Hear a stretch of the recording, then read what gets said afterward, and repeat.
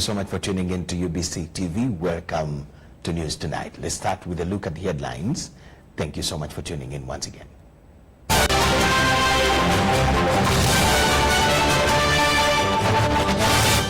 Uganda wins global award for using satellite technology to monitor drought and famine. Ministry of Health wants the passing of the National Insurance Health Scheme expedited. Zimbabwe issues new banknotes,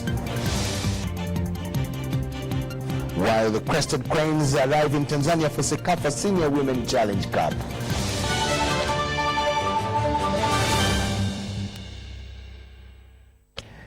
Warm welcome once again. My name is Michael Jordan Lukoma with Muhammad Mugalu on our sign language interpretation. Horticulture production in our first story is expected to increase after the smart greenhouse hydroponic system has been unveiled at Makerere University Research Institute, Kabanyoro. The Vice President of Uganda, Edward Chwanuka-Sekandi, advises farmers to adopt the new farming technologies. The system also skill commercial, medium and lower horticulture farmers in the country to enhance their household incomes through such farming arrangements. Commercial, medium and lower horticulture farmers in the country need to adapt the smart greenhouse hydroponic system that was launched by the Vice President Edward Chwanuka-Sekandi. The Vice President Edward Chwanuka-Sekandi encouraged farmers to adapt new technologies of farming that enhance production for export. It is important to shift the minds of our farmers from just substituting on agriculture, subsisting on agriculture, to seeing it as their business, based on cost and benefit analysis. The smart greenhouse hydroponic system was developed by Makerere University Research Institute, Kabanyoro. There are different types of hydroponics, but for now, for us, we use drip hydroponics. Because a long time back, they were using hydroponics where you splash water so that the media or the solution, the nutrients can pass where the roots are. And we are using a lot of water. So now, this drip was adopted due to the essence of saving water. The two greenhouses provided by the Korean government will help farmers and also boost the finances of the Makerere University Research Institute. We must have had in the speeches people mentioning Shinan ATEC. We must have had Egrovate. So those are private partners who put in 30% of the money, and then Koika provided 70% of the money. I think the argument we have with them is that of the profits, Makerere University will receive 30% of the profits. So the university is going to benefit also from the financial perspective of the project. The envoy of South Korea, led by the Deputy Ambassador Lee Jun, pleaded support to Ugandan farmers. As I conclude, allow me to reiterate that the Korean government will continue to provide all necessary support for the success of this project, and as well as to continue our efforts in advancing the excellent bilateral relations between Uganda and Korea. We look forward to strengthening our ties in the future years and project. Thank you very much. Smart greenhouse hydroponic system with 2 greenhouses was launched to implement Korea International Cooperation Agency under Inclusive Business Solution project in the country. Joseph Okow compiled this report. Prime Minister Dr. Ruhakana Rugunda has received the Global Award that was given to the Office of the Prime Minister in recognition of Uganda's commendable use of satellite technology to monitor and manage drought and famine in the country.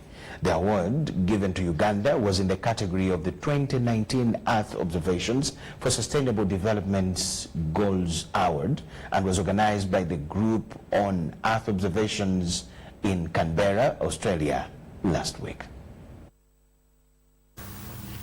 The Prime Minister, Dr. Ruhakana Rugunda, has officially received the Global Award that was given to Uganda in recognition of her outstanding use of satellite products in monitoring crop conditions for mitigation of impact of drought and famine in Karamoja under the disaster risk financing projects.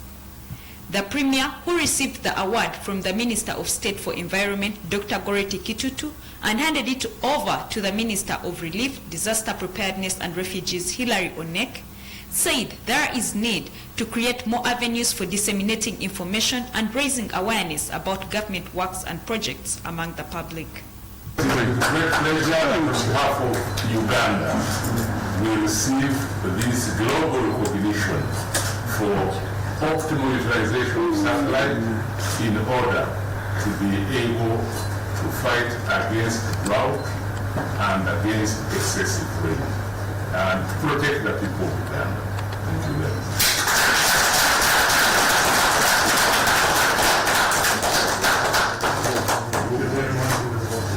We are glad to receive this from the Right Honorable Prime Minister.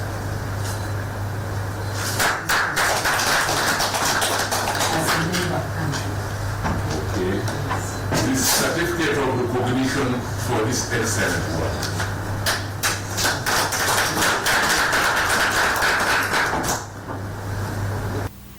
The Minister for Relief, Disaster Preparedness and Refugees, Hilary Onek, said the Department of Disaster has progressed over time and will continue to predict accurately any looming disasters and warn the country. I must say that actually the efforts of government has paid off, because since I joined this ministry in 2013, when we used to have a reactive approach to disaster, now we have a proactive approach to disaster.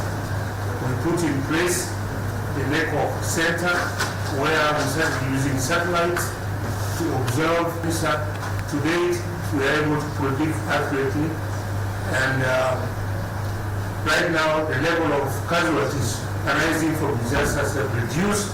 Actually now, recently there have been close to 80 landslides in Bududa area, in all this area, but there's been no death because of our timely reaction, timely action to ensure that they are warned when the disaster is looming, and then we are carrying on with that process with excellence.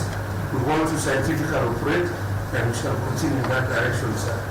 Thank you. The Minister of State for Environment, Dr. Goreti Kitutu, highlighted that Uganda, and particularly the Office of the Prime Minister, was recognized for its tremendous work in averting disasters, thus helping and protecting the people in advance who would have been victims.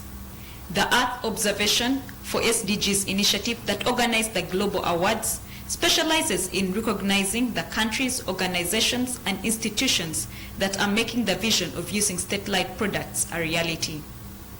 The award handover ceremony was witnessed by the First Deputy Prime Minister, General Moses Ali, the Minister for Karamoja, John Byabagambi, the Government Chief Whip, Honorable Ruth Nankabira, the Minister of State for Refugees, Musa Itweru, the Minister of State for Karamoja, Moses Kizige, the Permanent Secretary of the Office of the Prime Minister, Christine Guwatu Dechintu, and other government officials.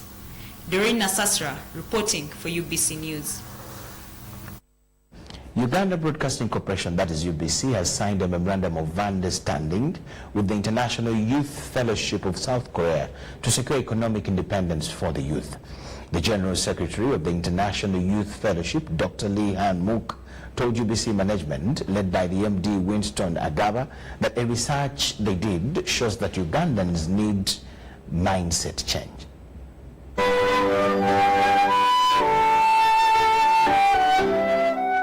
Uganda Broadcasting Corporation has benchmarked the South Korea story on mindset change. We want our staff to get inculcated into what it means to have the right mindset for development. So learning from the Korean story, we hope that our staff are going to get this training. That's what the MOU talks about.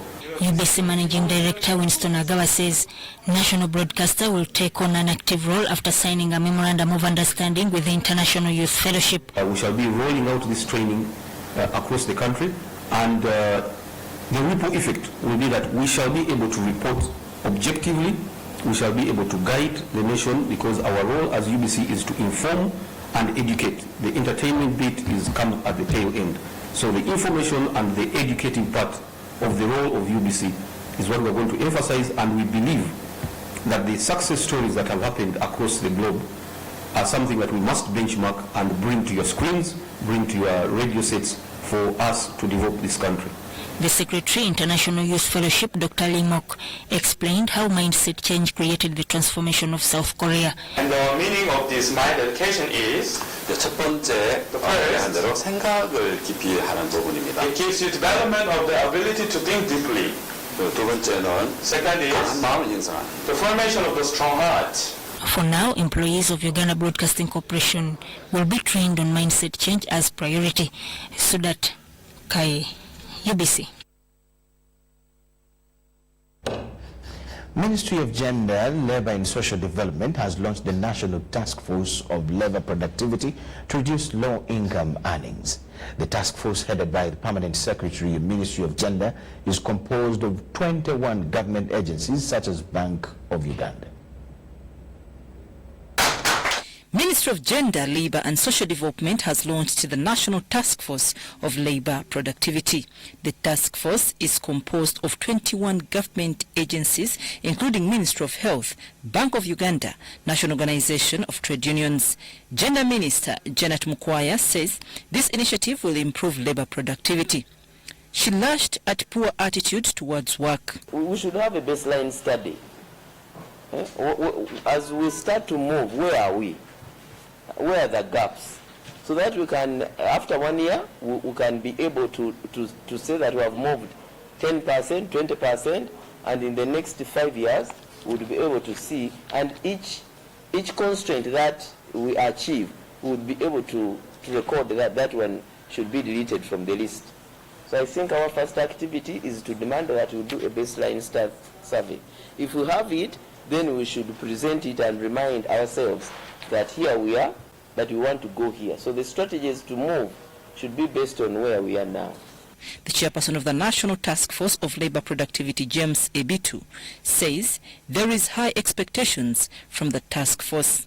A roadmap of establishing a permanent institution. In other countries it is called Labour Productivity Center Organization that will be responsible for not only studying the trends of labour productivity in the country, but to propose strategies to government for improving labour productivity. This is the first initiative to ensure the country achieves the middle income class. Export collapses now and again. Why? Because of the backward and forward linkages. The production centers are not producing enough. So each one who is given supply 10 containers of this, one supplies once and never to be had again. So why don't you, from the market, why don't you work with all these structures so that people know that you are producing for this, and if you are to produce for this, this is what you require. I'm Nafka Farida and Gloria Gwetabinji. High Court in Kampala has sentenced 3 to 17 years in prison after being convicted of murder of a bodaboda cyclist David Sengova in 2016. The presiding justice, Wilson Kwesiga, in this case says that this should serve as an example to those who will commit such offenses again.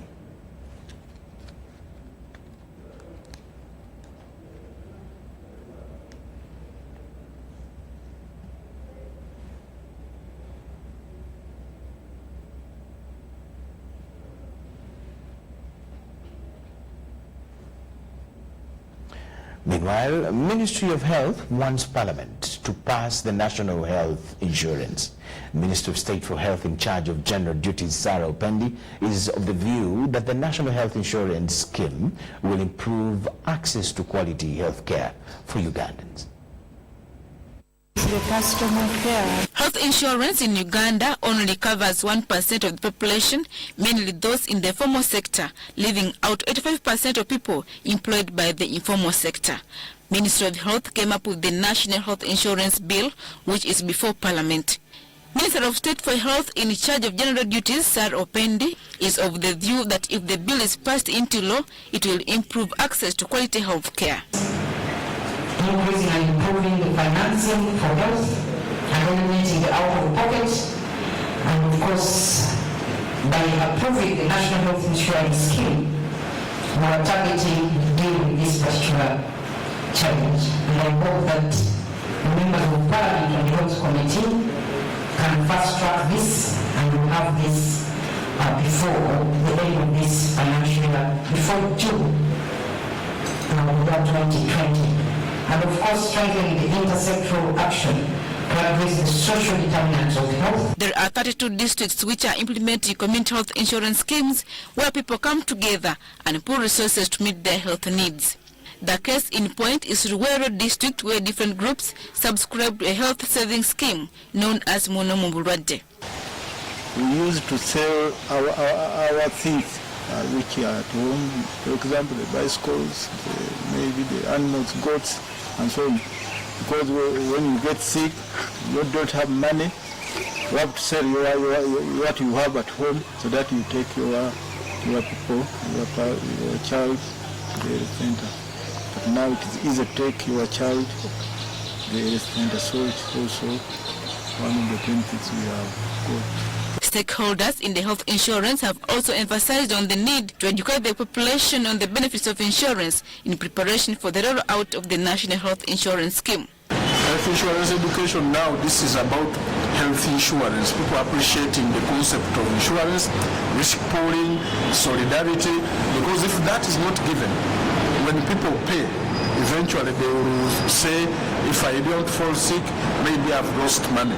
But if they are given this education, then they will appreciate that we are doing risk pooling. We are in solidarity. I don't have to fall sick, but if someone else is sick, then our money goes to treat those people. Ministry of Health is emphasizing educating the population on disease control and prevention.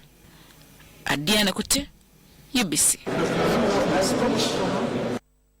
A team of experts from the Uganda National Roads Authority is in Kasese district to assess the magnitude of the damage on Kazinga Channel. The bridge that connects Kasese and Greater Bushenyi district collapsed due to heavy rains. UNRA's Brigade Construction and Structures Engineer Lawrence Pario, who is heading the team in Kasese, says that the bridge will be worked on in a period of only 2 weeks.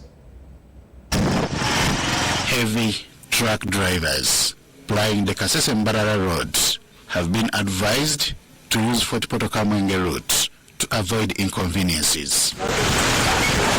The diversion is aimed at enabling engineers from Uganda National Roads Authority to repair the broken bridge at Kazinga Channel in Kasese. The bridge connects Kasese and Greater Bushenyi.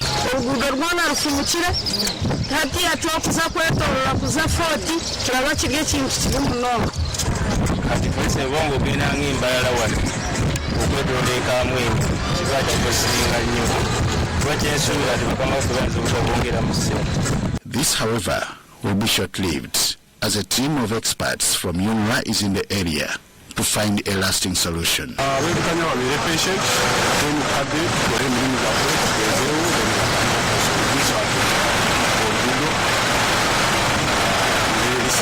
The team is being led by the in-charge of bridge construction and structures at UNRA, Engineer Lawrence Pario.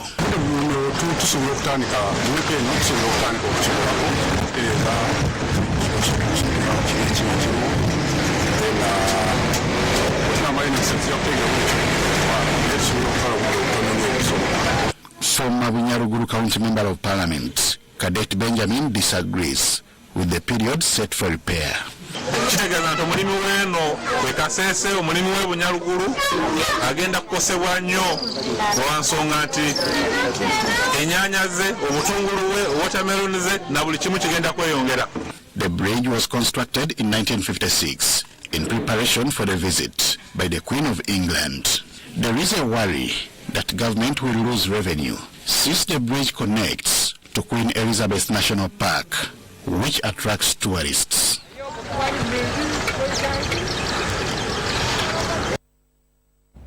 On a sad one, a landslide in Kisoro district has claimed 3 lives in Nyabuishenya sub-county and critically injured a 2-month-old baby. An eyewitness, Severina Kachechuru, who says that the 3 women were weeding millet when the landslide washed them away. The bodies are said to have been recovered from River Bikokora in the valley between Uganda and the DRC. 28-year-old Olivia Nyiramutuso from Mugomba village and 38-year-old Florence Nyamishana from Bikokora village may have woken up normal, alive and well. In fact, the wellness that could have seen them end up in their gardens to weed millet. But this was to be for a short while, as nature expressed its anger in these heavy rains. It is the same rains that also claimed the life of 17-year-old Robert Ngabirano, who was looking after animals in the fields of Bikokora village, Nteko parish in Nyawishinya sub-county. Banari hamwe banaringaniranye cyo nkuko tunarucaya ko cyakubitire cyane afata abo babiri we yaba nkusigaye hamusike cyamutarutsa nkuca. Looking on helplessly, eyewitnesses could only make alarms to call for help. This saved a 2-month-old baby who was rushed to Porter's Village Hospital in critical condition. Ndagumandana bareba nkuko bari kufura bari kufura y'imutwe yaho niho babari basira batariye bwabe burenda kwira niho bagiye kurya. It took an operation to search for bodies of the deceased that had been washed away through River Bikokora into the valley between Uganda and DRC. They were 3 in number. They were just pruning the millet. Well, they had a child of 2 months. The one who was found, they found him already dead. And it was taken for the burial. Residents attribute the landslides to soft soils. The Member of Parliament for Bufumbira North County, John Kamara Nizeimana, confirmed these deaths, advising residents to stay indoors during rains.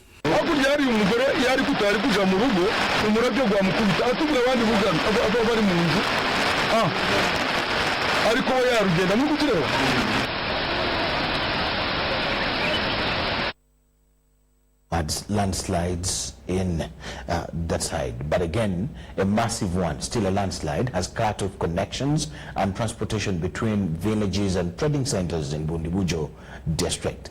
The affected villages include Hakitenja to Bondiwerume Trading Center, Tokwe sub-county. This follows torrential rains in the district experienced for months now.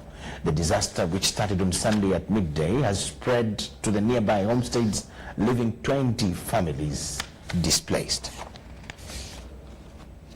Who are living in disaster-prone areas to quit those areas and look for safer places to stay in, especially the relatively raised areas. They should distance themselves from near the banks of the streams that are commonly flooding, especially River Tokwe, River Humia, River Chirumia, most of these rivers, especially on the lowlands. But we're also urging people on the highlands, in the mountainous areas, also to be strategic while they are constructing their houses for residential houses.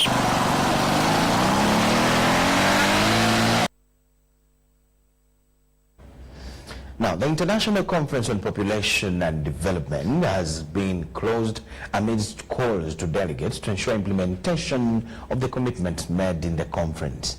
The Deputy President of Kenya, William Ruto, closed the summit where thousands of commitments were made and billions of dollars pledged. Benadiga witnessed the closure. Together we can end sexual and gender-based violence. Just as Prophet Muhammad taught us, kullukum ra'in wa kullukum mas'ulun an ra'iyatihi. Provide safe and brave spaces for difficult conversations and keep those conversations going. These are part of the over 1,250 commitments made at the International Conference on Population and Development in Nairobi, Kenya. I've been 99 years old. May the next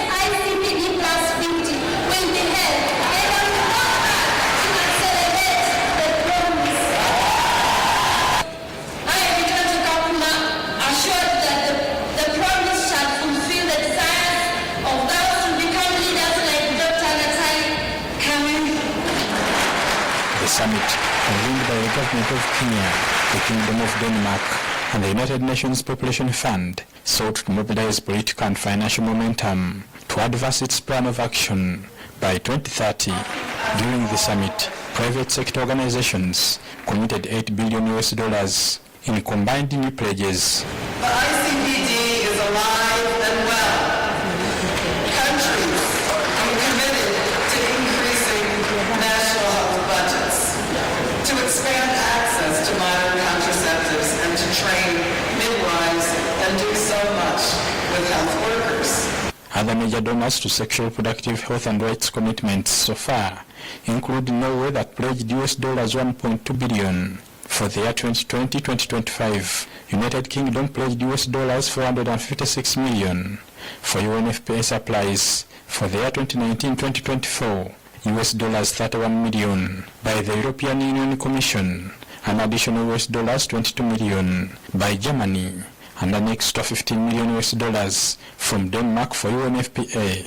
The Executive Director of UNFPA, Dr. Natalia Kanem, said a special commission will be set up to follow up the implementation. I'm pleased to announce that UNFPA will create a new high-level commission to drive this agenda and our commitments forward. We will draw from the full spectrum of stakeholders, government and private sector, young people, activists, civil society, philanthropy, among others. The Deputy President of Kenya, William Ruto, urged delegates to implement the commitments. The committee will also champion the tracking of implementation and report annually to the President. We carry forward a message that we have agreed in unison regarding the 000 commitment. Zero unmet need for family planning, zero preventable maternal deaths, and zero gender-based violence and harmful practices against women, girls, and youth. This summit, on the theme Accelerating the Promise, attracted over 9,500 world leaders, scholars, advocates, and faith leaders. The International Conference on Population and Development officially comes to a close with over 1,250 commitments made. It's now upon governments to ensure that these commitments are domesticated to have zero unmet need for family planning, zero preventable maternal deaths, and zero gender-based violence by 2030. Benadiga, UBC TV, here at the Kenyatta International Convention Center, Nairobi, Kenya. Thank you so much, Benadiga, for updating us on the conference from its start till when it has closed. Government has launched a 5-year project to promote animal husbandry in Bunyoro region. The project, Bunyoro Program, is for animal resources, business incubation, shared roles and benefits for wealth creation, will create a demonstration center in the region. This was revealed during a mindset change sensitization meeting for over 600 farmers from Hoima district, organized by Minister of State for Public Service, David Karubanga. The engagement was conducted in partnership with National Animal Genetic Resources Center and Data Bank.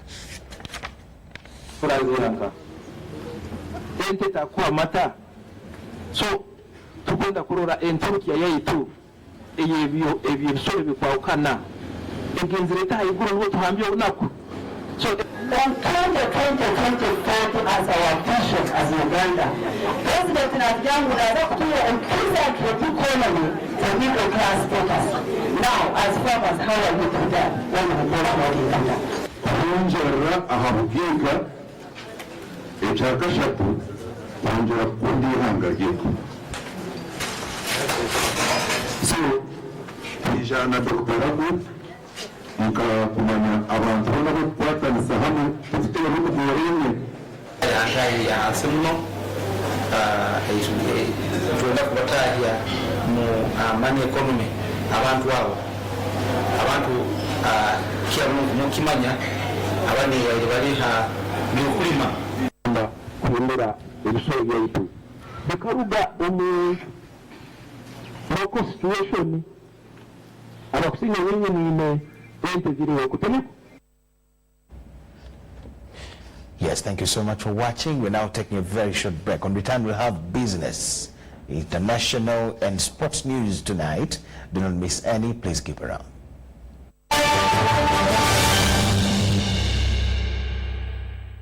This Friday, 15th November 2019, the East African community will be marking 20 years of integration and cooperation under the theme Deepening Integration, Widening Cooperation. Uganda Broadcasting Corporation, in conjunction with the Ministry of East African Community Affairs, will air a live debate by East African Community School Clubs from 10 a.m. to 12 p.m. on Friday, 15th November 2019. This will be followed by a live broadcast of the Eria Kategaya Memorial Lecture from 2 p.m. to 5 p.m. East African Community at 20, live, free, and exclusive to Uganda Broadcasting Corporation.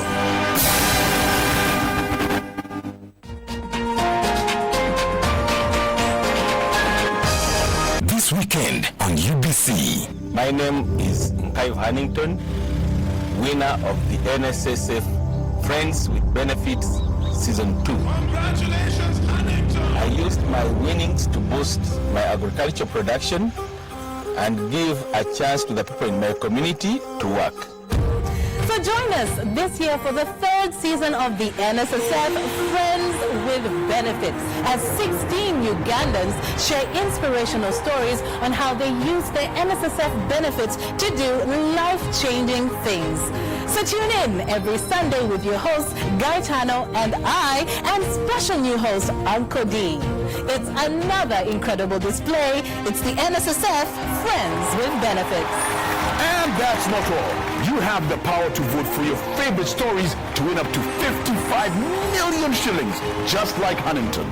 This show is brought to you by NSSF, a better life.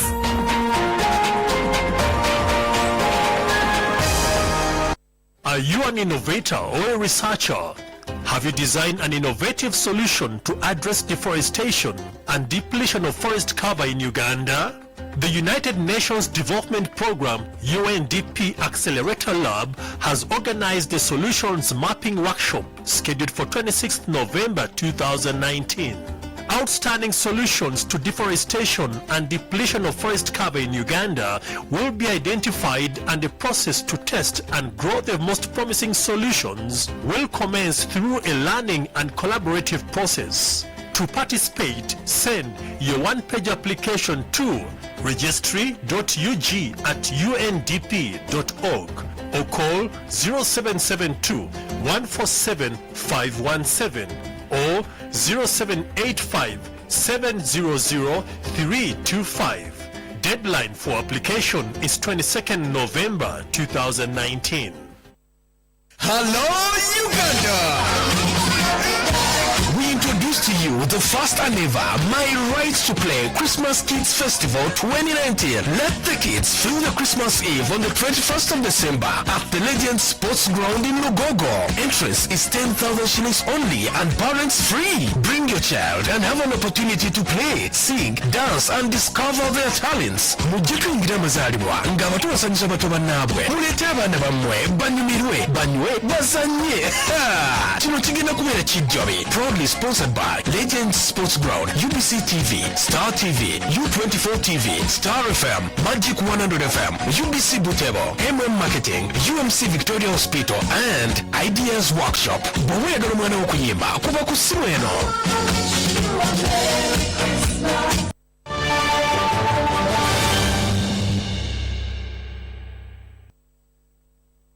News tonight. Welcome back from the break, and thank you so much for giving it with us.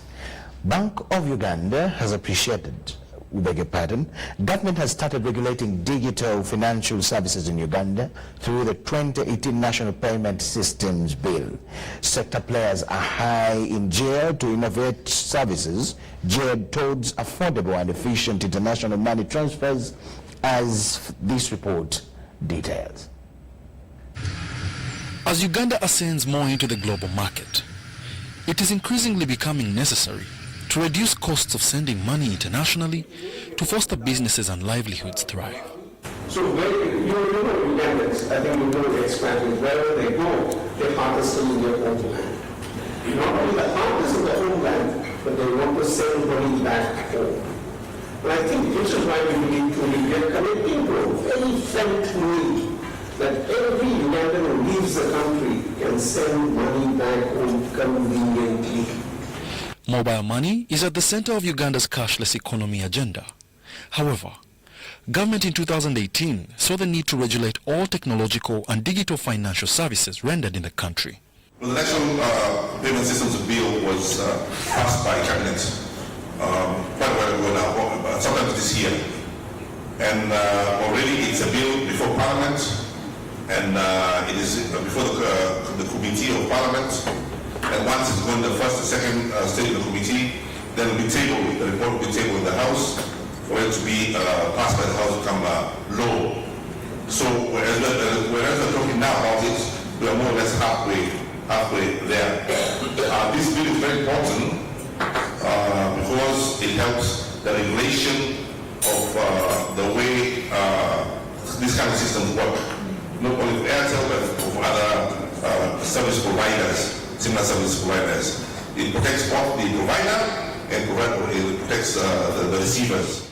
One of the risks that digital platforms pose is money laundering, the concealment of the origins of illegally obtained money. What we take so much as pride for Bank of Uganda is the AML, that is anti-money laundering, and the counter-terrorism financing attribute that you have taken in this transfer, and as well as the increase in the electronic money usage. One of Bank of Uganda's biggest costs, if I may talk about it, is printing of money. Your movement towards having international remittance to be electronic, whereby one need not go to an agent to pick cash, but rather seize it in the e-wallet, and therefore your further achievement of having the user of the e-money to pay bills not only reduces the cost to Bank of Uganda, but rather promotes economic development in the country. The cost to send money internationally across Africa through established remittance providers is currently at an average of 10% of the money sent.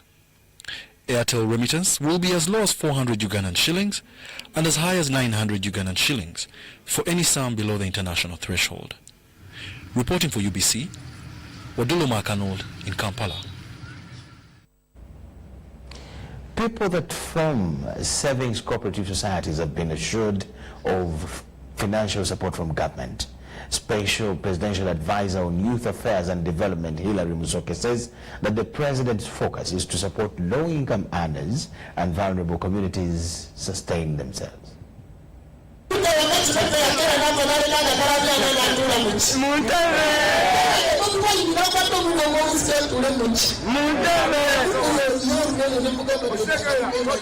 The training of people in different circles and women councils in Kampala and Makinde division on how to sustain them was full of entertainment. This was organized by the leadership of Nsambya Villa Park Circle with the aim of uniting all NRM groups to work together. Issue of Ugandan products, we beg the government of Uganda at least to ensure that they give us tax holidays or tax exemption to ensure that we promote Ugandan products. Members of Nsambya Villa Park Circle have written proposals to the Office of the President for financial support to boost their businesses. This envelope is not enough to solve many of the problems we are incurring in the circle. For example, we have many borrowers, but the money to borrow our members is not enough so that they can begin so that they can start their small business. Special Presidential Advisor on Youth and Development, Hilary Musoke, has urged members of SACCOs to always work together because that is when they will get the support they want. SACCO cabinet has approved President agenda kulagiranga bulagizinga ba microfinance aba finance nga baba center tezigenda kwazigenda buterevu kwa account zammwe eza SACCO. Obwo mulama gwaki President agezaako bakolera banki ezammwe ez'omuntu owa wansi atalina byapa bya kusinga, atalina musingo gwa motoka. He has, however, warned leaders of SACCOs who misappropriate members' money that they will be prosecuted in courts of law. This training was organized in preparation for the President's visit to Villa Park on 27th this month to officially launch Nsambya Villa Park SACCO.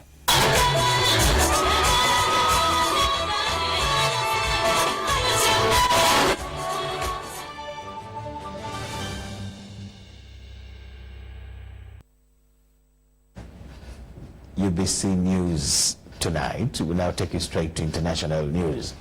Cash-strapped Zimbabweans began using new banknotes and coins this Tuesday as the nation's central bank seeks to ease chronic shortages. The Zimbabwean dollar is being gradually reintroduced after being rendered worthless by decades of economic mismanagement and former leader Robert Mugabe, the late. Exactly the same. The only difference, removal of the word bond note, confirmation that Zimbabwe has its own fully fledged currency. The notes began circulating Tuesday, but some are yet to lay their hands on them. Only a few people withdrew cash, then the ATM machine broke down. We have been waiting for 2 hours now. Withdrawals are limited to a contentious $300 per week. The price is going up, that won't buy much. They should allow us to withdraw as much as we need so that we don't keep coming back. The central bank has tried to allay fears that the new notes will fuel inflation by explaining that they'll be swapped for existing electronic bank balances. Furthermore, it says they will be drip-fed into the market. There are worries that once withdrawn, the money may not return to the banks. There are other people who are living on trading in currencies. They trade with the bond notes, the Zim dollar, the rand, the US dollar, because they don't have jobs. So as long as we have a lot of people on the streets that are making money out of these currencies and the currency shortages, then we are not going anywhere. Yes, that is in Zimbabwe. Now, officials of the Hong Kong Special Administrative Region on Wednesday expressed their confidence to stop the violence and called for restoration of social order after the violence escalated in recent days. Street protesters in Hong Kong turned more violent as they used petrol bombs and even arrows on police. Around 1,000 rioters marched and hurled bricks on Tuesday night, blocking roads in the central business district. Chaos also reigned in several universities, with some students advised to evacuate. It has been learned that all schools will suspend classes on Thursday, citing transportation and safety concerns, according to the Hong Kong Education Bureau. Matthew Zhong, Chief Secretary of Administration of the HKSAR, said that government is capable and confident of stopping the riot and called on residents to say no to violence.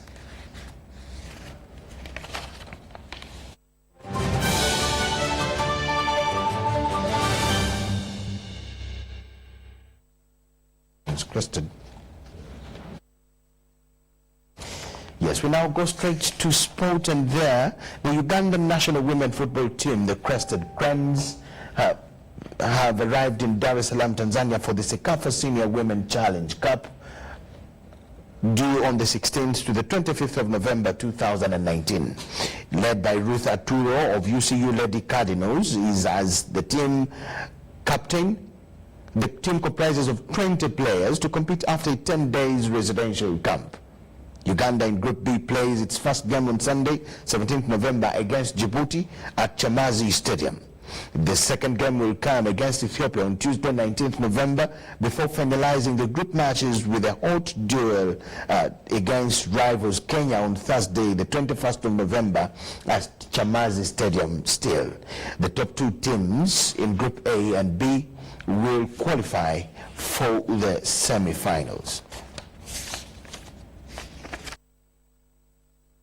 Yes, we thank you so much for watching. That will come to the end of all we had for you tonight. Let's have a look at the weather forecast before we wind up. We are having a reduction in wet weather activities across the country, especially the northern sector. However, much of the country has been with hazy conditions. I'm St. Alex Kim from the Weather Center with the weather forecast only here on UBC TV. The kind of weather we are experiencing is because of dry winds coming from the north of Africa through Sahara Desert into our region, causing a reduction in wet weather activities, especially in the north of the country. Tomorrow morning, we do expect sunny intervals in most parts of the country, apart from a few areas along the Lake Victoria Basin, where we do expect some chances of rainfall. Into the afternoon, we do expect a continuation of wet weather activities along the Lake Victoria Basin, as well as the southwestern of the country. This will bring temperatures down to 29 degrees Celsius in Kitugum, the nation's capital, Kampala, at 27 degrees Celsius, and in Kawale Highlands we are forecasting at 23 degrees Celsius. And elsewhere across the globe we are forecasting for Kigali as well as Nairobi and Paris chances of rainfall, whereas Mumbai is expected to be bright and sunny at 34 degrees Celsius as a maximum. That concludes it. Join us tomorrow again for the next weather forecast. Thank you so much, Sempa Alex. And we now have a relook at the headlines and call it a night. In what we had for you, Uganda has won the Global Award for using satellite technology to monitor drought and famine. Ministry of Health wants to pass the National Insurance Health Scheme expedited. Zimbabwe has issued new banknotes, while the crested cranes have arrived in Tanzania for the Sekafa Senior Women Challenge Cup.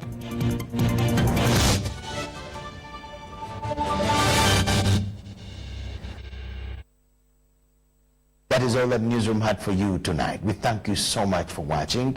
Enjoy the rest of the night. Keep it UBC TV and enjoy all our other programs.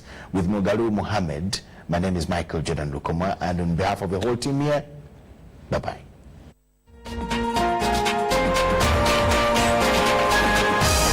Was brought to you by UCC, celebrating 20 years of achievements.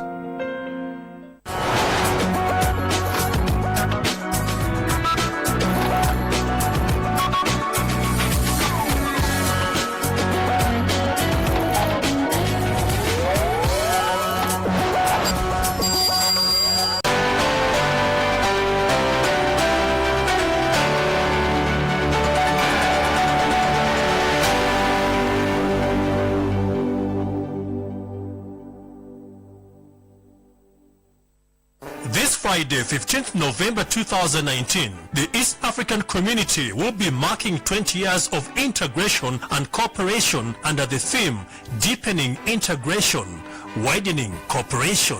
Uganda Broadcasting Corporation, in conjunction with the Ministry of East African Community Affairs, will air a live debate by East African Community School clubs from 10 a.m. to 12 p.m. on Friday, 15th November 2019.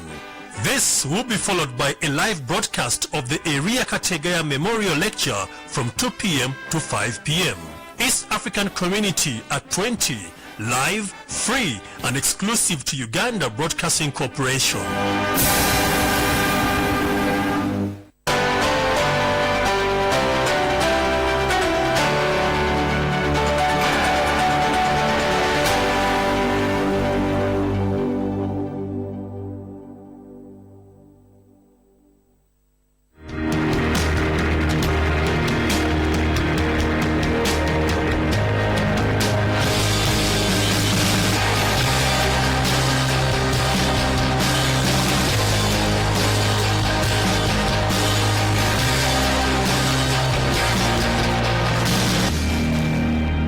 Hi dear friends of UBC, may God bless you wherever you are, in Uganda or out of Uganda. May God bless you. I'm sure that you have watched this program and you are enjoying to participate of this program. I would like to ask even your help. We're going to watch this small video here about how can you help the church, how can you help this program to go on air, and after